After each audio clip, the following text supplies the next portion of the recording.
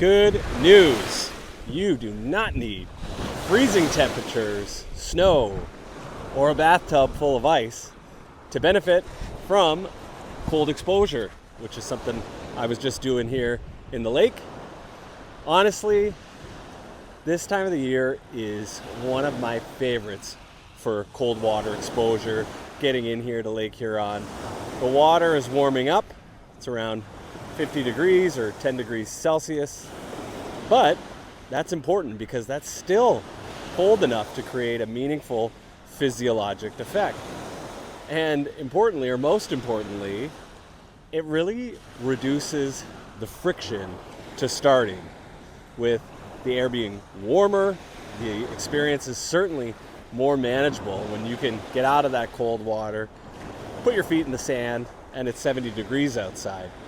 And for many people, especially women, who often tolerate cold differently, and we've talked about that with some of the research Stacey Sims did, this is a much more, way more manageable approach.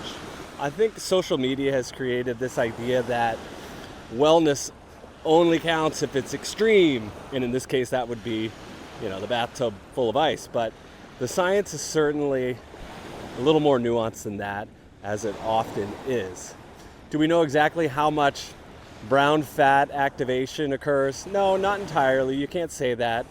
But what you can say definitively with cold exposure is the norepinephrine response is real.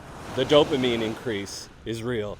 Improvements in mood and alertness, anti-inflammatory signaling, and this concept of hormesis, which is that small controlled stress ultimately improving resilience over time.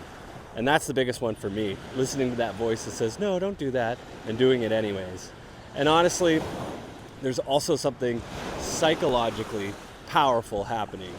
Every time you override that internal voice, again, don't do this, stay comfortable, stay in bed, don't go out, you build resilience. And that matters, not just for this cold water, but for life.